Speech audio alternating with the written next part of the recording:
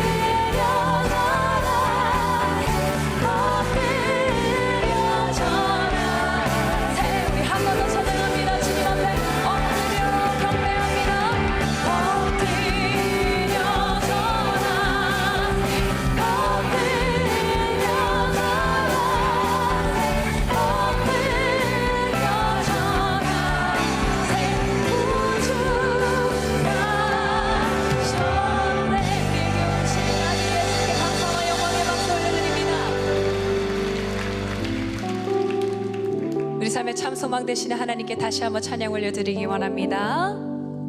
믿음과 삶을 살아내는 실력이 너무나 다른 내 모습을 볼 때에 이 모습도 주가 사랑하실까 자신 없는 내 모습 그저 주님 앞에 있네.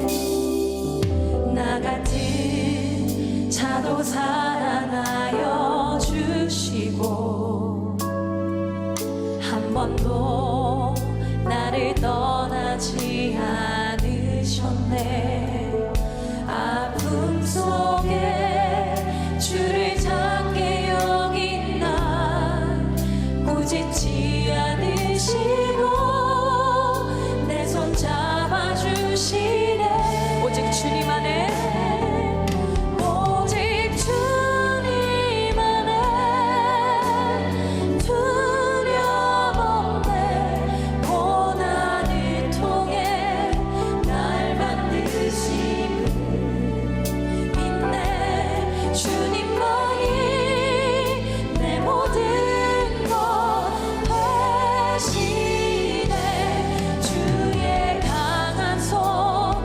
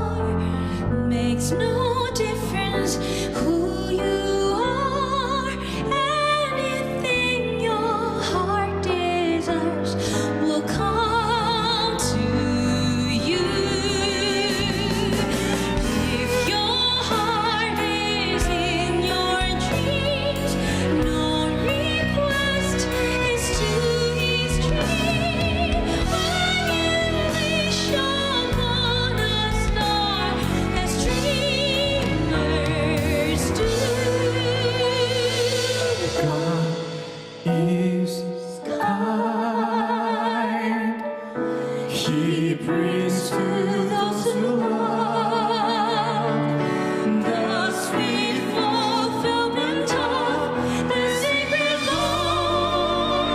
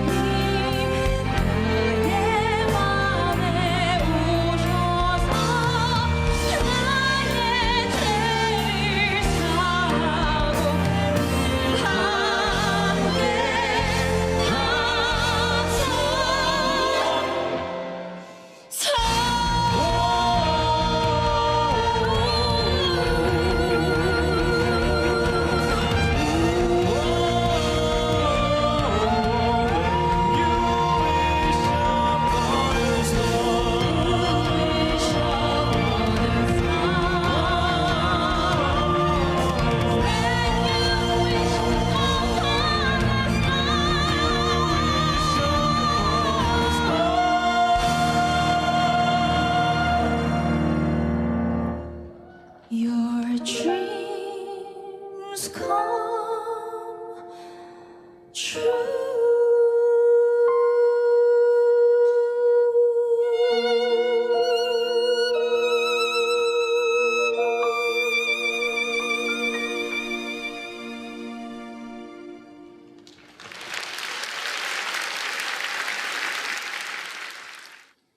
오늘 우리에게 주시는 하나님의 말씀은 누가복음 16장 19절부터 30절입니다. 누가복음 16장 19절부터 30절입니다.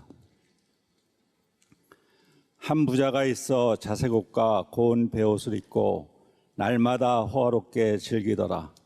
그런데 나사로라 이름하는 한 거지가 헌데투성이로 그의 대문 앞에 버려진 채 그 부자의 상에서 떨어지는 것으로 배불리려 하매 심지어 개들이 와서 그 헌대를 핥더라. 이에 그 거지가 죽어 천사들에게 받들려 아브라함의 품에 들어가고 부자도 죽어 장사되매 그가 음부에서 고통 중에 눈을 들어 멀리 아브라함과 그의 품에 있는 나사로를 보고 불러 이르되 아버지 아브라함이여 나를 긍휼히 여기사 나사로를 보내어 그 손가락 끝에 물을 찍어 내 혀를 서늘하게 하소서. 내가 이 불꽃 가운데서 괴로워하나이다. 아브라함이 이르되 예 너는 살아있을 때 좋은 것을 받았고 나사로는 고난을 받았으니 이것을 기억하라. 이제 그는 여기서 위로를 받고 너는 괴로움을 받느니라. 그뿐 아니라 너희와 우리 사이에 큰 구렁텅이가 놓여 있어 여기서 너희에게 건너가고자 하되 갈 수 없고 거기서 우리에게 건너올 수도 없게 하였느니라. 이르되 그러면 아버지여 구하노니 나사로를 내 아버지의 집에 보내소서. 내 형제 5이 있으니 그들에게 증언하게 하여 그들로 이 고통받는 곳에 오지 않게 하소서. 아브라함이 이르되 그들에게 모세와 선지자들이 있으니 그들에게 들을지니라. 이르되 그렇지 아니하니이다. 아버지 아브라함이여 만일 죽은 자에게서 그들에게 가는 자가 있으면 회개하리이다. 이는 살아계신 하나님의 말씀입니다. 아멘.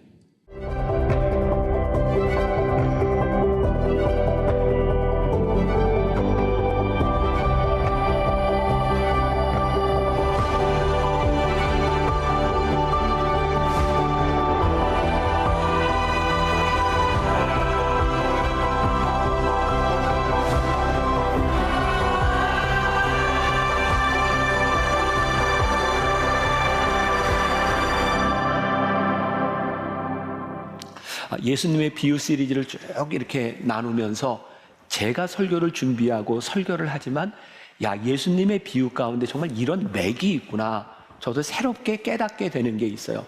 그리고 제가 바라기는 저의 깨달음에서 끝나는 것이 아니라 여러분들이 이 비유를 들을 때 예수님이 이런 말씀으로 이 비유를 하고 있구나. 그게 여러분들에게 좀 새겨지면 좋겠다는 마음이 있습니다.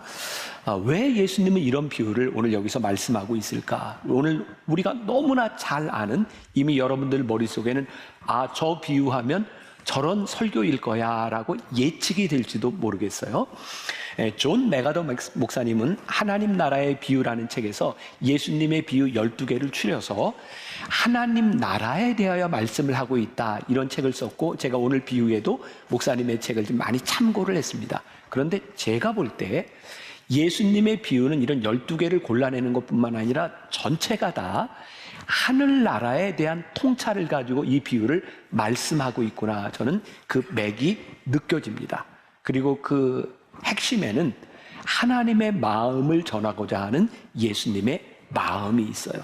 그래서 오늘 이 말씀을 들으면서 여러분들이 비유 12주를 지나면서 예수님의 마음을 아는 신앙인이 된다는 것은 우리의 신앙을 한층 성장시켜 주리라는 생각을 합니다. 자, 오늘 말씀을 우리들이 이해하기 위해서, 그리고 여러분들에게 또 하나 팁을 드리자면, 여러분들이 성경을 묵상하다가 예수님의 비유가 나오면 그 비유만 보면 안 돼요. 조금 앞으로 가서 예수님이 왜 이 비유를 말씀하시게 됐는가, 그 이유를 알아야 비유를 잘 이해할 수 있습니다. 그래서 오늘 이 비유도 예수님께서 이전에 불의한 청지기에 대한 이야기를 하고 계세요. 이 설교 제가 했습니다. 불의한 청지기 이야기. 이제 궁금한 분은 또 이제 유튜브로 가서 이제 보시면 되는데, 불의한 청지기의 비유를 이야기하시고 난 다음에 예수님이 사람들에게 이런 얘기를 하세요. 하나님과 재물은 겸하여 섬길 수 없다, 이렇게 말씀을 하셨더니 누가복음 16장 14절에서 그 말을 들은 바리새인들이 이렇게 얘기합니다. 바리새인들은 돈을 좋아하는 자들이라 이 모든 것을 듣고 비웃거늘. 예수님의 말씀에 대하여 비웃었어요. 그러자 예수님이 15절에서 예수께서 이르시되 너희는 사람 앞에서 스스로 옳다 하는 자들이나 너희 마음을 하나님께서 아시나니 사람 중에 높임을 받는 그것은 하나님 앞에 미움을 받는 것이니라. 이 말을 들었을 때 율법학자들과 바리새인들은 굉장히 불편했을 거예요. 왜냐하면 그 사람들은 율법을 지킴으로 인하여 사람들에게 존경받기를 원하는 사람들이었거든요. 마치 신앙생활을 오래 한 사람들 중에 나는 이런 신앙인이야 라고 인정을 받고 싶어 하는 것처럼, 근데 예수님이 그들에게 뭐라고 말씀하셨어요? 너희들이 하나님께 미움을 받고 있다. 그게 그들에게 얼마나 충격적인 이야기였을까. 근데 예수님께서 이 비유를 말씀하실 때는 굉장히 동일한 세팅에서 일어나고 있는데, 그게 뭐냐면 바리새인들과 율법학자들과 제사장들이 주장하는 그들의 율법이 얼마나 잘못되었는지를 깨우치기 위해서 이 율법을 이야기하고 계시고, 그 율법의 핵심에는 하나님의 마음은 이렇다라고 하는 것을 가르쳐 주시기 위한 의도가 거기에 들어가 있어요. 오늘도 여기 하나님의 마음에 대한 이야기를 하겠지만, 지난주 선한 사마리아인의 비유, 선 안에 선 밖에 제가 설교했어요. 분명히 했어요. 네. 거기에서도 기억하세요? 제사장과 레위인들이 강도 만난 자를 보고 그냥 이렇게 지나쳤을 때 우리는 그동안 어떤 시도를 했다고? 저 사람들이 왜 저랬을까라고는 이유를 찾으려고 했는데, 사실은 이유를 찾을 것이 없다. 왜? 그들에게 마음이 없었다. 사마리아인이 강도 만난 자를 도울 수 있었던 것은 딱 하나였어요. 어떤 직업에 대한 문제가 아니라 불쌍히 여기는 마음이 있었다. 그러니까 예수님은 끊임없이 우리들에게 하시는 말씀이 있어요. 율법이 아닌 마음에 대한 문제이다. 지난주에는 제가 이제 청년 예배까지 설교를 했습니다. 말씀을 마치고 나가는데 등치가 큰 청년 하나가 저에게 목사님 잠깐 상담을 했으면 좋겠습니다 라고 이야기를 해요.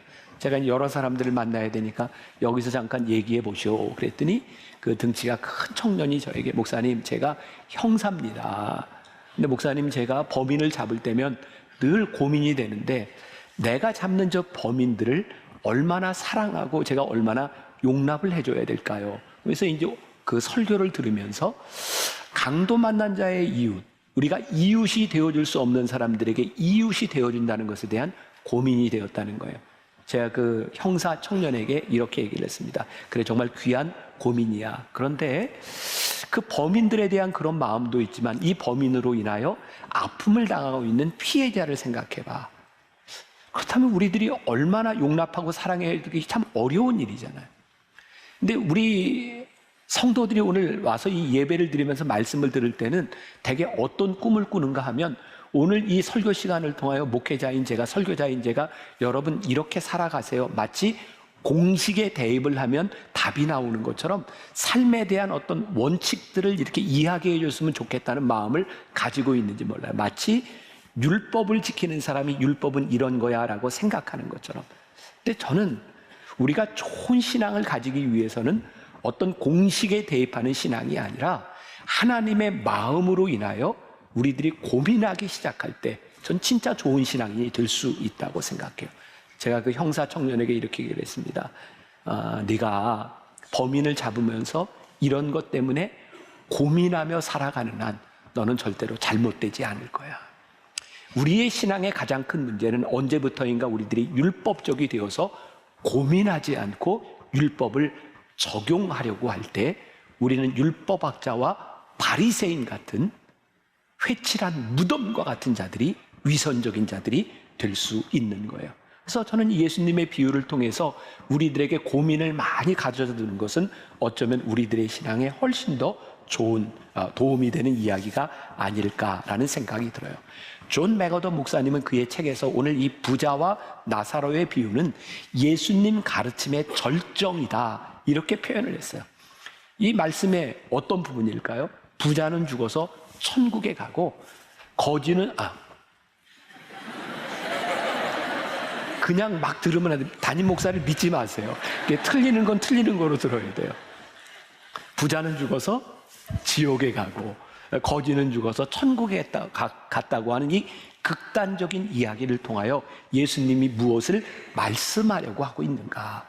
오늘 이 비유의 19절에 보면 자색옷과 고운 베옷을 입었다라고 표현을 하고 있는데 그 당시에 제사장과 귀족이 아니고는 이런 옷을 입지 못했습니다.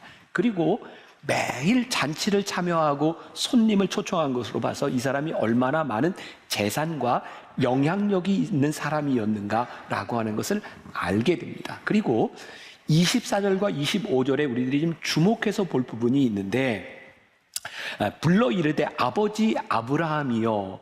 이 사람이 지옥에서 아브라함을 부르는데 뭐라고 불러요? 아버지 아브라함이여 이렇게 부르고 있어요. 자, 이것도 우리가 조금 그 유대인들의 세팅에서 이해를 할 필요가 있어요. 유대인들은 흔히 우리가 알고 있는 선민의식을 가지고 있어서 그들은 누구의 후손이다? 아브라함의 후손이다.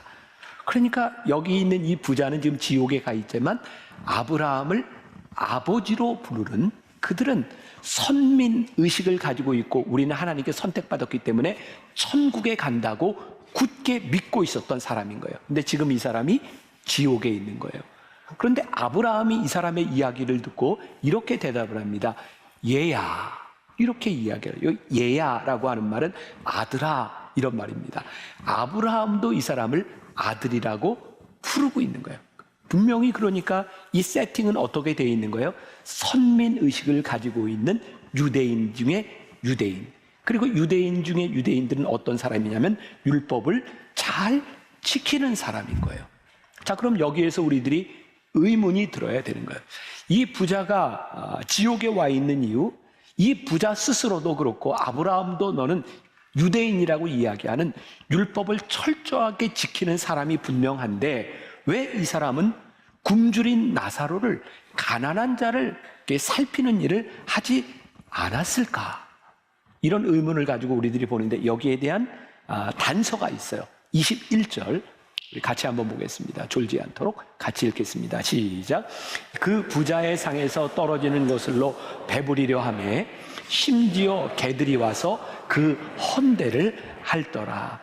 헌대, 몸이 헐었어요.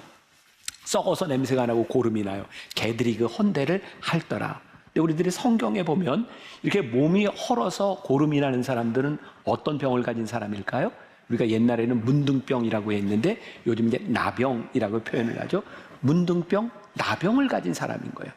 그런데 이스라엘의 율법에 의하면 이 나병을 가진 사람들은 저주받은 사람이기 때문에 유대인들이 가난한 자를 돌보는 데 있어서 제외가 될 수 있는 사람이에요. 왜? 이 사람은 저주받은 사람이기 때문에.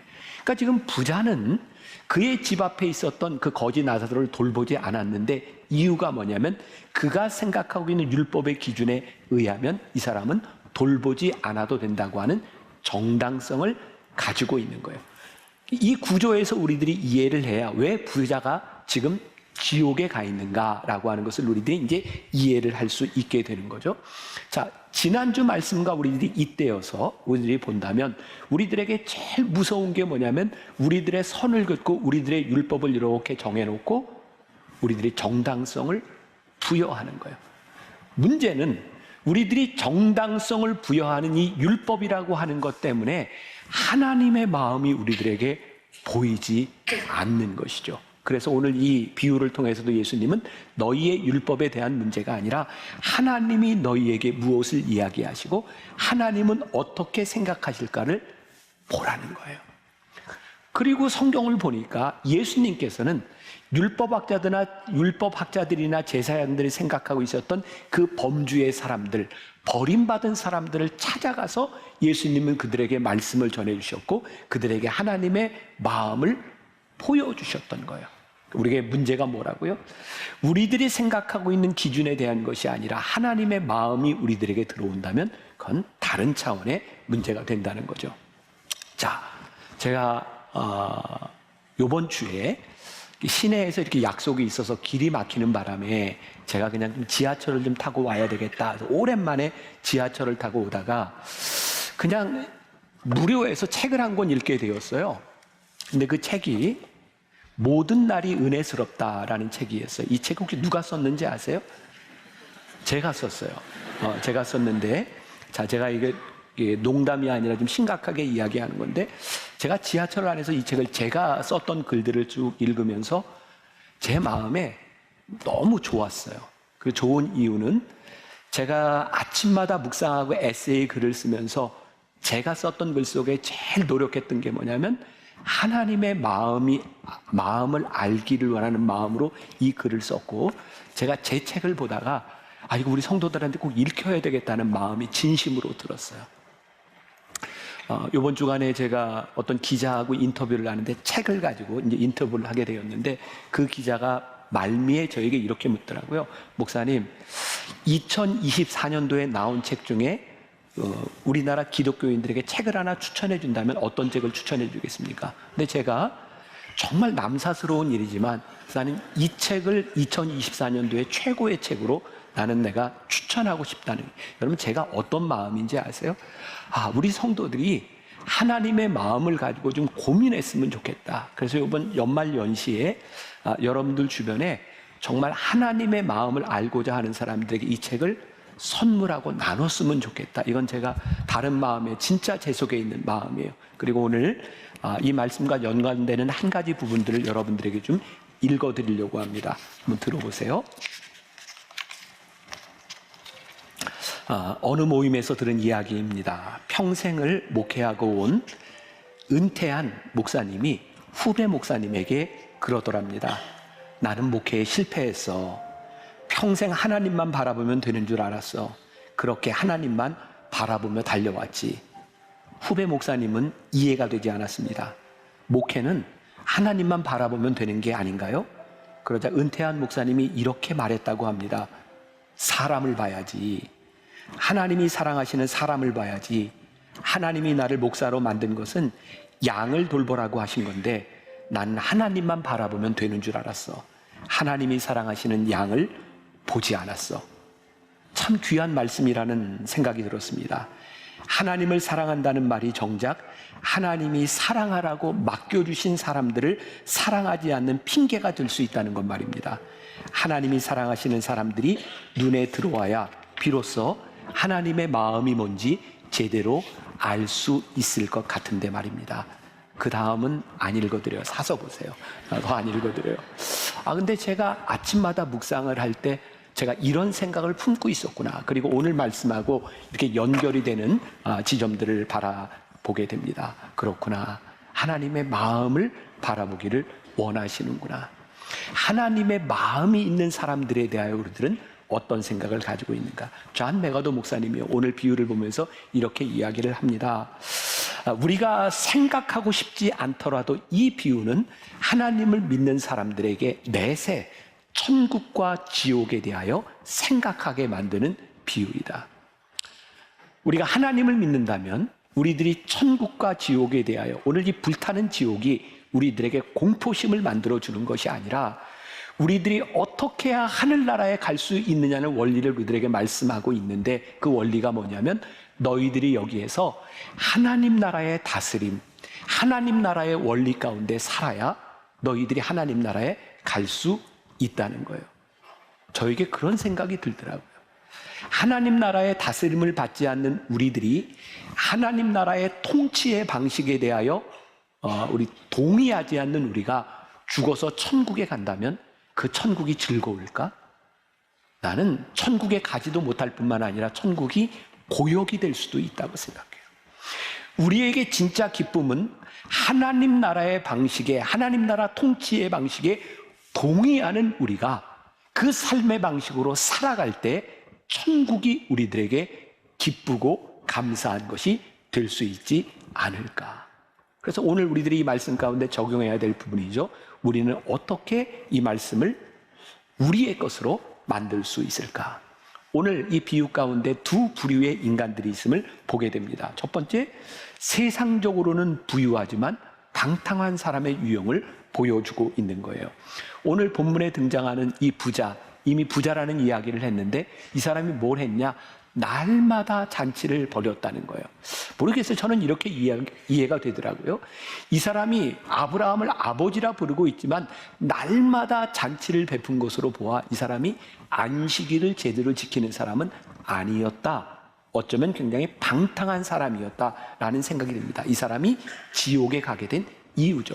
또 한 부류의 사람, 세상에서 가난하지만 경건한 삶을 살았다. 오늘 성경에는 부자가 악을 행했다는 증거도 없고 이 가난한 사람이 경건했다고 하는 어떤 표현도 나타나지 않습니다. 그런데 이 죽은 나사로가 죽었을 때, 말이 좀 이상하다.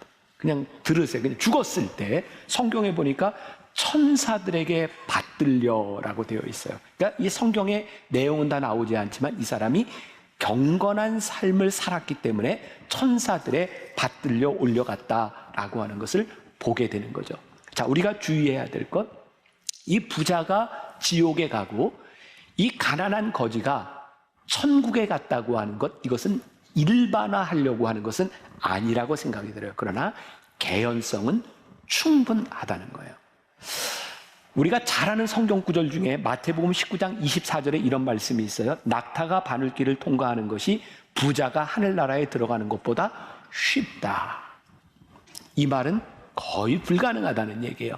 그래서 버클레이라고 하는 그 유명한 그 주석가는 바늘귀를 바늘문으로 해석을 합니다. 실제로 예루살렘에 가면 이 바늘문이라는 조그만 문이 있어서 거기는 낙타가 들어가기 힘든 숙여야 들어가는 그런 문이 있습니다. 그런가 하면 유명한 종교개혁자 켈빈은 이걸 어떻게 해석을 하냐면 그 약대라고 하는 헬라어 카멜론, 밧줄이라고 하는 카밀론이라고 하는 말이 비슷한데 이게 실제로는 좀 잘못돼서 카밀로스, 이게 밧줄을 의미하는 것일 것이다. 이게 배에서 쓰는 그 굵은 밧줄.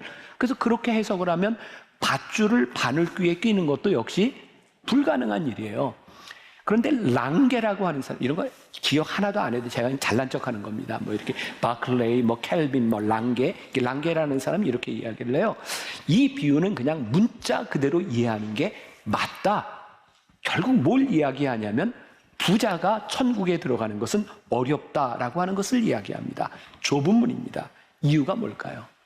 우리가 부자가 된다고 하는 것은 어떤 면에서 하나님의 은혜가 필요하지 않은 사람이 될 수도 있고 하나님을 의지하지 않으니 경건하지 못한 삶을 살 확률이 훨씬 더 많습니다.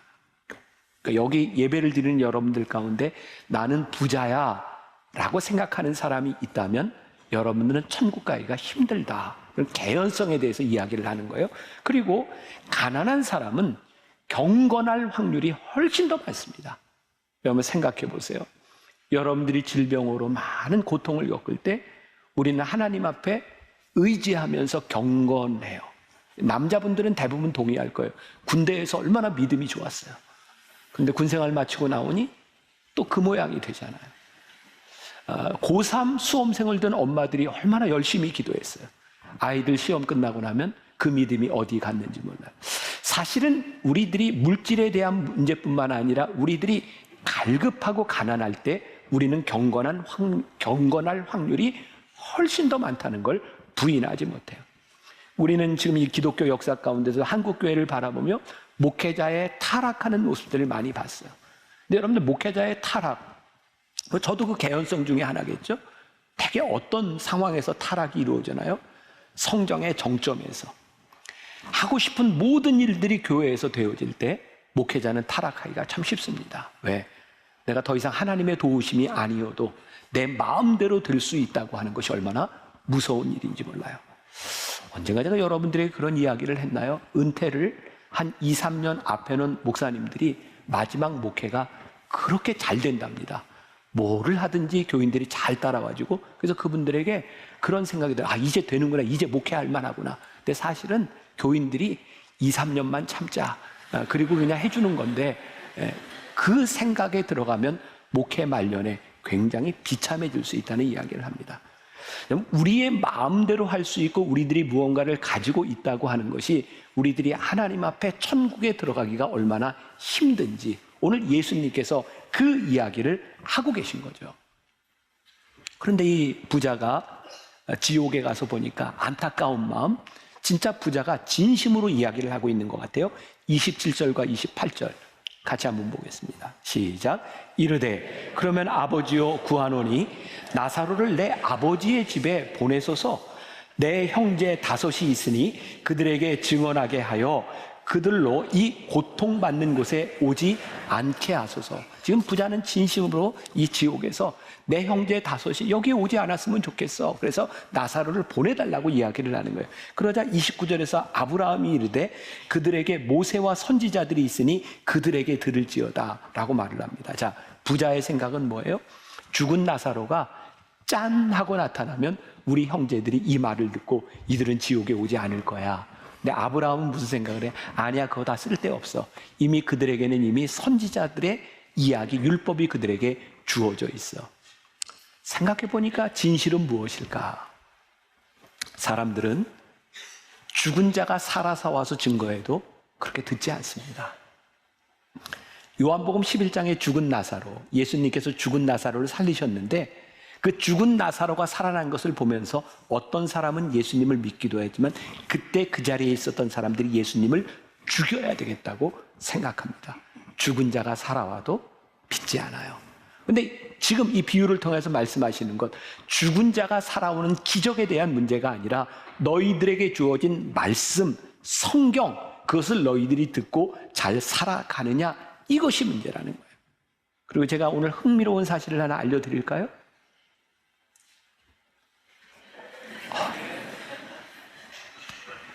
제가 설교 준비한 걸 좀 이렇게 기쁘게 전할 수 있도록 알려드릴까요? 네, 알려드릴게요. 자, 여러분, 예수님의, 또 괜히 시시하다 그럴까 봐 또 걱정이 되네. 예수님의 비유를 쭉 보면 어떤 사람 이렇게 되어 있는데요. 예수님의 비유 중에 유일하게 실명으로 거론된 게 여기 나사로 이름 하나입니다. 와, 그래요. 그런데 공교롭게도 이 나사로가 누구의 이름과 같아요? 예수님이 죽었다 살리신 나사로의 이름과 같습니다. 왜 예수님이 이 나사로라고 하는 이름을 쓰셨을까? 이게 우연일까? 어쩌면 이 선상에서 우리들이 이 말을 이해해도 괜찮을 것 같아요. 자, 조금 더 깊이. 왜 지옥에 가고 왜 천국에 갔을까? 성경 어디를 봐도 이 부자가 악한 일을 행했다고 하는 근거는 존재하지 않습니다. 그런데요, 28절에 내 형제 5이 있으니 그들에게 증언하게 하여, 그래서 증언하게 하여라고 하는 것이 NIV 성경에 보니까 WARN, 경고하다라고 되어 있는 거예요. 그러니까 이 말씀을 묵상하면서 깨닫게 되는 게 뭐냐면, 아, 진짜 이 부자는 그가 율법을 알았으나 내가 이 지옥에 와 있는 걸 보니 내가 잘못 살았구나. 그러니까 진짜 율법을 지킨다고 하는 것이 무엇인지를 이 거짓 나사로를 통해서 좀 그들에게 가서 경고했으면 좋겠다라고 하는 마음을 가지고 있었던 것 같아요. 자, 어떤 것을 깨달았을까요? 나는 악을 행하지 않았어. 그래서 나는 천국에 들어갈 자격이 있다고 생각했는데 오늘 예수님은 어떤 말씀을 하고 있는 거예요? 네가 가난한 자를 돌보지 않은 게 악이야. 가난한 자는 선하기 때문에 천국에 가는 게 아니에요. 그런데 오늘 이 가난한 자에 대해서 뭐라고 얘기하냐면 그 사람은 가난하기 때문에 돌봄을 받아야 되는 거야. 그러니까 예수님께서 upside down kingdom, 하나님의 나라는 우리들이 가지고 있는 가치에 대한 문제가 아니라 이 세상과 다른 가치를 이야기해 주고 있는 거예요. 너희들은 마땅히 가난한 자를 돌봐야 되고 그것을 돌보지 않는 것은 악이라고 말씀을 하고 있는 거예요. 하나님의 기준은 하나님의 통치의 기준에서 우리들에게 말씀하고 있는 거예요. 자, 그러고 보니까 진짜 성경의 정신이, 하나님께서 그들에게 율법을 주었던 정신이 신명기 19장 7절부터 8절까지 나와 있는 거예요. 자, 같이 봅니다. 신명기 15장 7절부터 8절. 자, 시작. 내 하나님 여호와께서 내게 주신 땅 어느 성읍에든지 가난한 형제가 너와 함께 거주하거든 그 가난한 형제에게 내 마음을 완악하게 하지 말며 내 손을 움켜쥐지 말고 반드시 내 손을 그에게 펴서 그들에게 필요한 대로 쓸 것을 넉넉히 꾸어주라. 율법에 하나님께서 이 말씀을 주셨어요. 가난한 형제가 너와 함께 거주하거든. 자, 이 말씀을 적용해 보세요. 이 부자가 자기는 선민이라고 생각하고 율법을 지켰다고 생각했는데 지금 뭘 지키지 않은 거예요? 내가 거주하는 이 반경 안에 있는 내 문 앞에 있는 거지를 내가 돌보지 않았다. 지금 오늘 우리들에게 뭐라고 말씀하시는 거예요? 내가 너희들에게 책임을 묻는 것은 너희들이 악한 것에 대한 책임을 너희들에게 묻는 것이 아니라 지금 너희들 반경 안에 있는 이 사람들을 너희들이 돌보았는지 돌보지 않았는지 그것을 우리들에게 묻겠다는 거예요.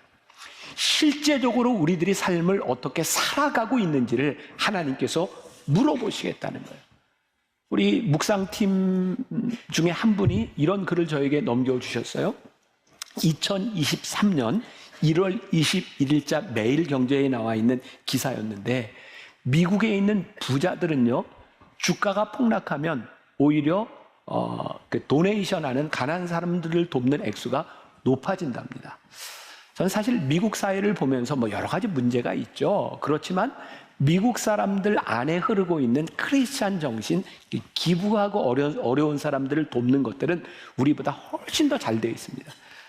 주가가 폭락하면 이 부자들은 내가 돈을 잃어버렸다라고 생각하는 것보다 이 어려운 경제 가운데서 내가 돈을 잃어버렸으니 가난한 사람들은 얼마나 힘들까라고 하는 생각 때문에 더 많은 기부를 하게 된다는 거예요. 오늘 우리들에게 도전이 되는 거예요. 우리들의 삶의 방식, 우리들의 삶의 스타일, 우리들이 말씀을 듣고 살아가게 될 때 우리들이 신앙생활하는 목적이 착하게 살려고 하는 것이 목적은 아니지만 우리들이 하나님의 말씀대로 율법에 근거한 하나님의 마음으로 살아간다면 우리들이 착하게 살 수밖에 없지 않을까요? 우리들의 삶의 패턴들이 우리들이 어떻게 되어가고 있는가? 제가 어제 토요일에 설교하면서 그런 이야기를 했어요.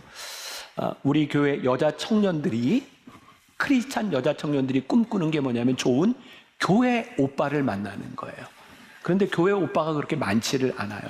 근데 제가 어떤 교회 오빠한테 들은 이야기예요. 그 오빠도 가능하면 크리스찬 그 자매들을 만나고 싶은 마음이 있어서 엄마가 소개를 해주고 이런 소개를 받은 적이 있었는데 이 사람의 고민이 뭐냐면 크리스찬 자매를 만나는데 어쩌면 그렇게 이기적이고 세속적인지 모르겠다.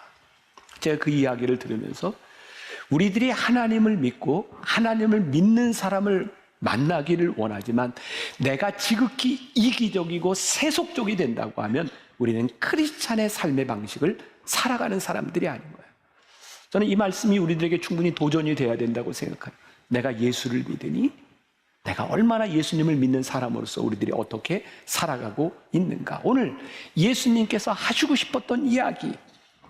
그런데 오늘 이 말씀 중에 진짜 놀라운 건 뭐냐면 부자가 지옥에 가 있는 게 아니에요. 이제 부자가 깨닫게 되었어. 내가 율법을 지킨다고 생각했지만 제대로 율법을 지키지 못했구나. 그러니까 선민이었던 그가 율법을 제대로 지키지 못해서 지옥에 가 있는 건 오케이. 그런데 진짜 납득이 안 가는 게 뭔지 아세요? 거지가 천국에 가 있는 건 지금 이 말씀을 듣고 있는 유대인들에게는 이해가 되지 않는 거예요. 왜? 이 거지는 어떤 사람이에요? 이미 그들이 가지고 있는 율법적인 기준에 비하면 천국에 들어가지 못하는 버려진 사람, 저주받은 사람인 거예요. 근데 이 사람이 천국에 가 있는 거예요.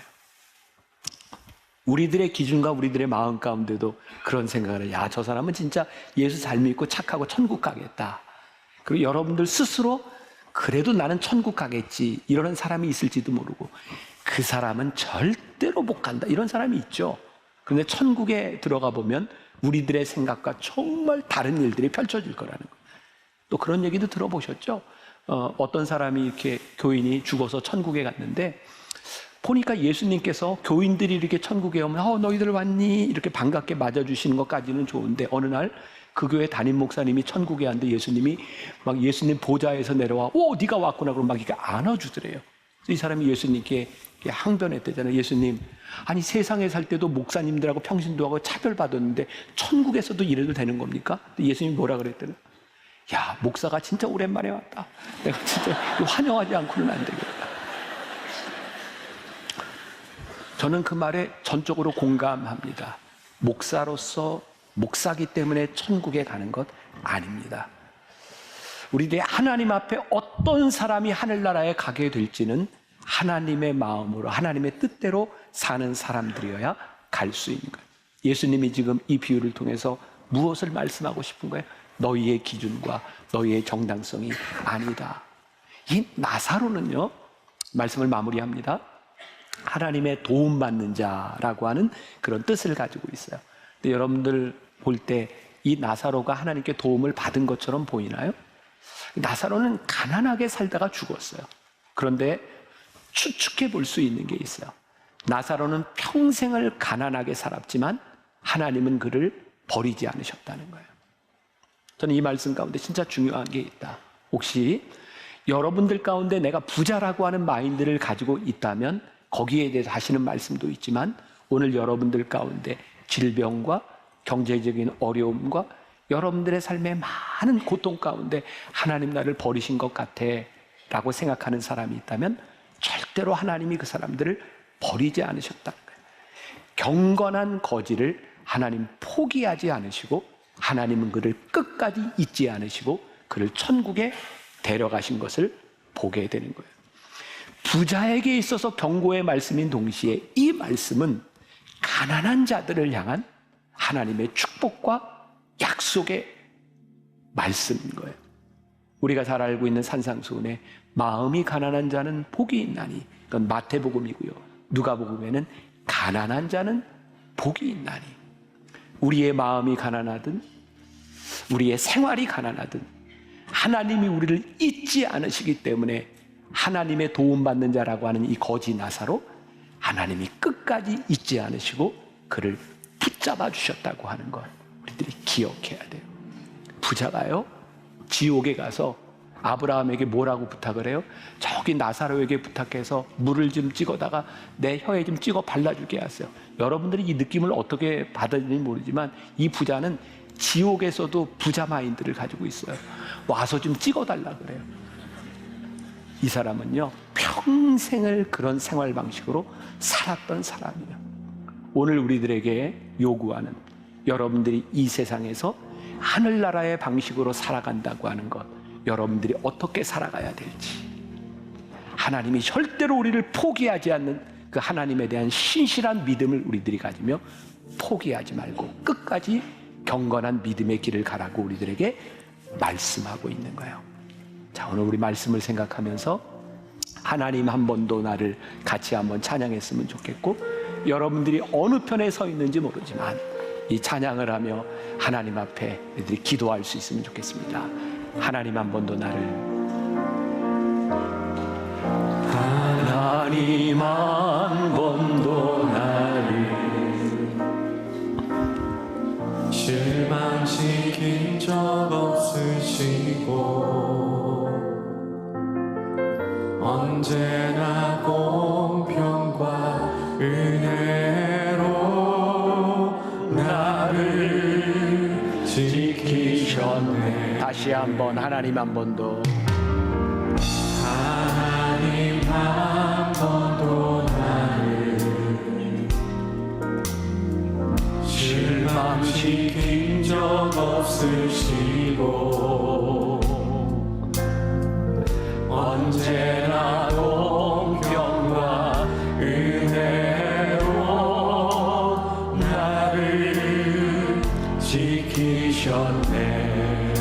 신실하신 오 신실하신 주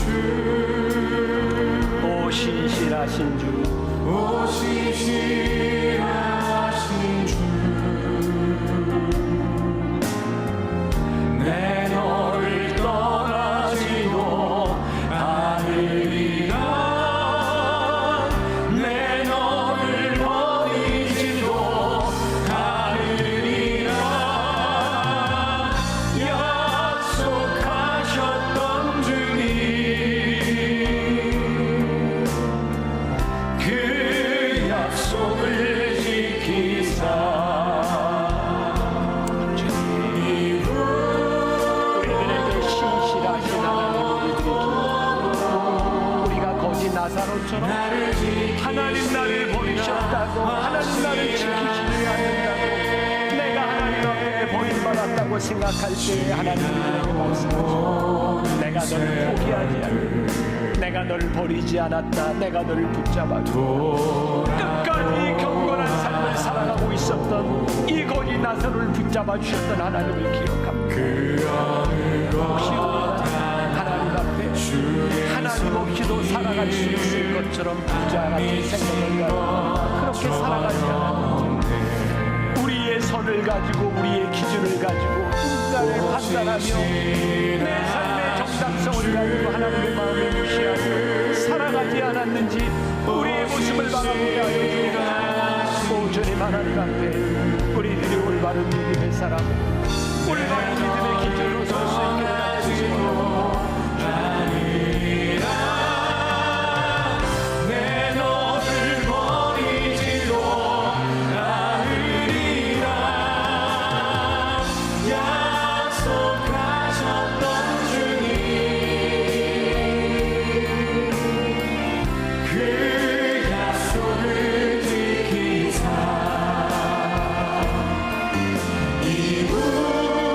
이후로도 영원토록 나를 지키시리라 확신하네. 지금은 우리 주 예수 그리스도의 은혜와 하나님 아버지의 무한하신 사랑과 성령의 인도하심이 내가 나사로와 같은 사람이라 혹시 실망하며 낙담하며 살아왔다면 끝까지 붙들어 주신 하나님의 은혜와 신실함을 기억하게 하여 주옵시고 내가 부자와 같은 사람이 되어서 더 이상 하나님의 은혜가 없어도 살아갈 수 있는 사람이라고 내 스스로의 정당성을 가지고 살아왔다면 하나님의 마음으로 다시 이 내 인생을 바라보겠습니다. 그렇게 결심하며 나가는 당신의 사랑하는 모든 백성들 위해 지금부터 영원까지 함께 하시기를 간절히 축원하옵나이다. 아멘. 지금은 선교 헌금 시간입니다. 이 예배를 통해 삶 가운데 은혜와 회복이 충만하시길 간절히 기도합니다.